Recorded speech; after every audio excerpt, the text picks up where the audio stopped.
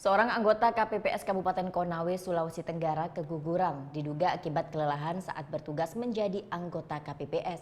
Sementara seorang anggota polisi Polres Kupang, Nusa Tenggara Timur tewas ditabrak mobil usai mengawal kotak suara di panitia pemilihan kecamatan. Beginilah kondisi Sri Utami. Perempuan usia 30 tahun ini masih terbaring lemah di Rumah Sakit Umum Setia Bunda Konawe, Sulawesi Tenggara, setelah mengalami keguguran anak ketiganya. Ia merupakan anggota kelompok penyelenggara pemungutan suara atau KPPS 3 TPS 1 di Desa Lalong Gontomi, Kecamatan Pondidaha, Kabupaten Konawe. Sri Utami mengaku kelelahan usai bertugas menjaga TPS selama sehari semalam. Ya, itu jam 6 pagi saya baru pulang. Ya, mulai jam 6 sampai jam 6 pagi baru pulang. Ya ini keguguran Bu?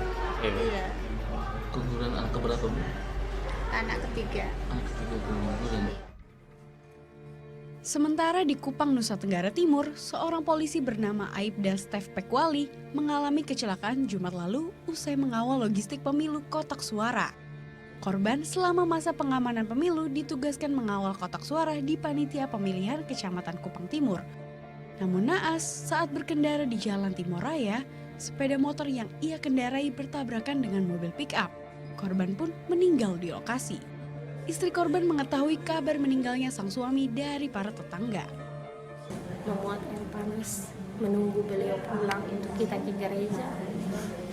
Tapi tiba-tiba ada tetangga yang gedor pintu, memberi informasi. Mereka datang hanya menunjukkan foto yang ada di Victor Lirik, dan di foto itu sudah menulis telah meninggal. Suami saya telah meninggal.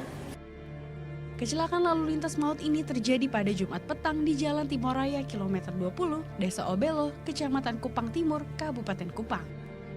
Tim Liputan melaporkan untuk NET.